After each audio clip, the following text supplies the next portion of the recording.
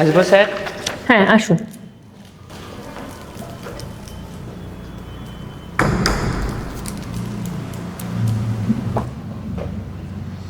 Good afternoon ma'am. Good afternoon sir. Good afternoon, please sit.